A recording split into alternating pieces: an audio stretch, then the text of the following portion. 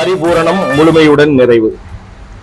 இன்னைக்கு நம்ம பார்க்க இருப்பது நம்மளுடைய முன்னோர்கள் இதை மிகச் சரியான விகிதத்தில் பயன்படுத்தி அதனால வயிற்று பிரச்சனைகளோ அஜீரண கோளாறுகளோ இல்லாமல் தங்களுடைய வாழ்க்கையை சுலபமாக நகர்த்தி கொண்டு வந்ததுதான்.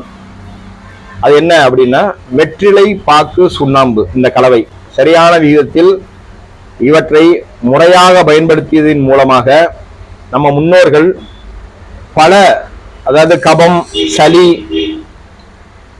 வயிற்று கிருமிகளை போக்குறது, அதுக்கப்புறம் உடல் செரிமானம், திருமண விசேஷ காலங்களில்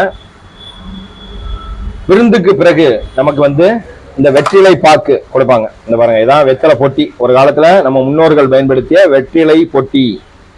ஒரு பக்கம் வெற்றிலை வச்சுக்குவாங்க, ஒரு பக்கம் பாத்தீங்கன்னா பாருங்க பாக்கு, ஏலக்காய், கிராம்பு, கொஞ்சோண்டு ஜாதிக்காய் வச்சிருக்கிறேன். இது என்ன பண்ணும் அப்படின்னா,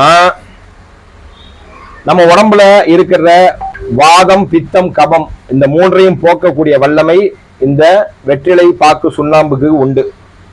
காலையில வெற்றிலை போடும் பொழுது பாக்கோட அளவை அதிகப்படுத்தியும், மதியம் வெற்றிலை போகும்பொழுது சுண்ணாம்போட அளவை அதிகப்படுத்தியும், இரவு நேரத்துல வெற்றிலை போடும்போது வெற்றிலை அதிகப்படுத்தியும் நம்ம போடணும். அப்ப அது சிறந்த மலமிளக்கியாகவும், நம்ம உடம்புல இயற்கையாகவே கால்சியம் சத்து சேர்றதுக்கு இந்த சுண்ணாம்பு பயன்படுது. அது மட்டும் இல்லாம இரவு நேரத்துல நம்ம இந்த வெற்றிலை அதிகப்படுத்தி அது கூட ஏலக்காய், கிராம்பு சேர்த்து போடும் பொழுது நம்மளுடைய வாய் துர்நாற்றம் நீங்கி வாயில இருக்கிற சில நுண் கிருமிகள் எல்லாம் போயிடும். மேலும் நமக்கு வயிற்றுல இருக்கிற வாதம், பித்தம், கபம் இவைகளை போக்க வல்லது, எலும்புக்கு உறுதி பலப்படுத்தக்கூடியது. அதனால தயவு செய்து இதை வெற்றிலை போட்டா படிப்பு வராது, மாடு முட்டும், கோழி கொத்தும், இப்படிலாம் கதை சொல்லிட்டு இருப்பாங்க. அதெல்லாம் உண்மை இல்லை.